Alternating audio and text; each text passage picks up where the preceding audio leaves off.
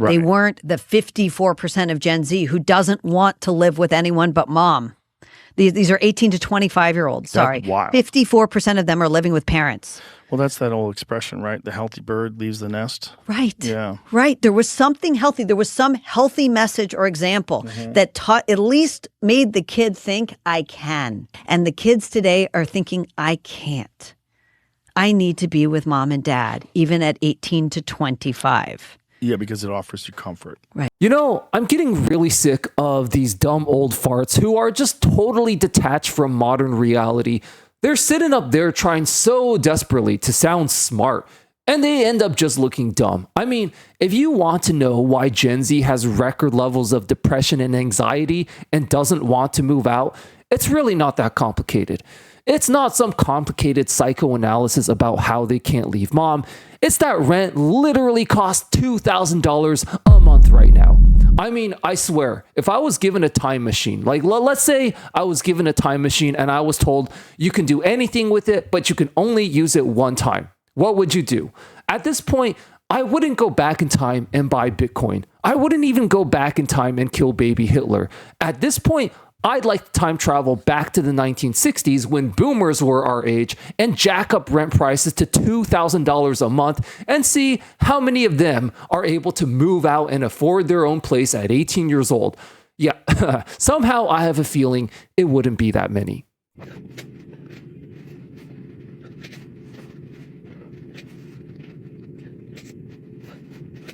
So we've spent a lot of time on this channel talking about how dog shit wages and living costs are these days. But something we haven't talked about enough is how dog shit the workplace treatment and overall workplace experiences. You see, working for, $10, $12, $15 or whatever bullshit wage they want to pay you in this insane economy with these ridiculous rent prices, this is already a pretty bullshit deal as is. But it would be slightly less unbearable if most jobs actually treated you decently when you were working. I mean, like a real human being, just basic human dignity and respect, but they can't even do that. Most of these bosses and managers, I'm sure you've all experienced this too, they're just the most toxic, abusive scum of the earth ever. I mean, they treat their employees like dirt just because they know that you need the money, and you can't fight back. We've all seen how these managers just chew out and verbally abuse employees. And for some reason, this is something that's always confused me. In this stupid consumer society we live in, that's the only type of abuse that is deemed acceptable. I mean, think about it. Like, if you yelled at your girlfriend or boyfriend that way, you would be considered a toxic and abusive piece of shit. If you yelled at your friends or family, same thing, right? And rightfully so. You would be and should be considered a toxic, abusive piece of shit for doing that. But if you're a boss or manager, I guess having a boss or manager, name tag on your shirt, that makes it so that being a toxic, abusive piece of shit is just totally acceptable and normalized. I mean, why? Just because you're paying them a dog shit $10 or $12 an hour? I mean, have we as a society really regressed to that level where basic human respect and dignity is worth less than a dog shit $10 per hour? And I mean, it's like when you're not only being paid like dog shit, but treated like dog shit by your asshole boomer bosses and managers for over 8 hours a day. It's like, yeah, no shit, you're going to be depressed. No shit, you're going to be anxious. No shit, your mental health is going to suffer. No shit, you're not going to want to work anymore, and you shouldn't want to work anymore. I mean, it's not some complicated rocket science here like people are trying to make it out to be. Being treated like shit and paid like shit is bad for your mental health. I mean, it's not some mystery. And Gen Z is not soft for refusing to put up with it. No, quite the opposite. They're brave and courageous for calling it out as the toxic, abusive bullshit that it is. And we should all support them. Hey. Are you even paying attention to me right now? I guarantee there's going to be some delusional boomers and corporate shills in the comments calling her soft and lazy for, wanting an actual life outside of work or for standing up for herself. And this is just one massive projection. Because you see, these asshole corporate bosses and managers, most of them are bullies. Most of them are just power-tripping narcissists who love talking down on you for absolutely no reason at all. just so they can feel big and important themselves. Now, any of you who have dealt with bullies before, all right, how do you get them to stop bullying you? Is it by just ignoring them or doing nothing and hoping they just magically stop one day? No.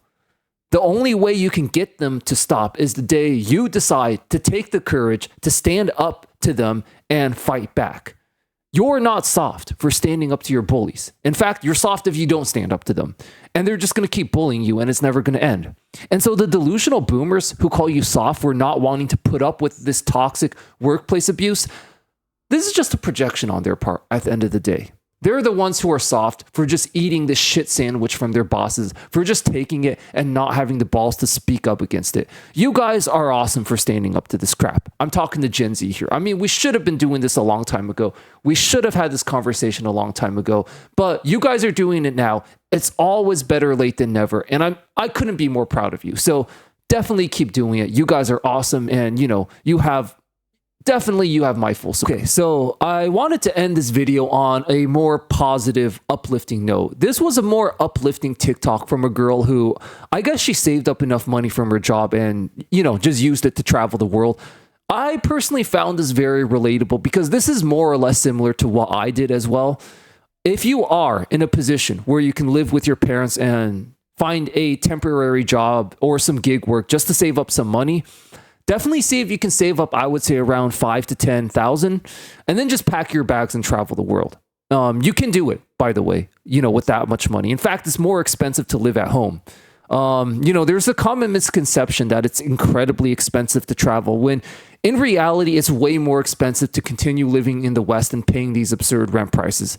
You can find cheap hostels to live in overseas for as little as $10 per night. Overseas, food is way cheaper and healthier. Overall, it's just a way, way, way better experience for young people. And, it's one way you can live without having to work a 9 to 5.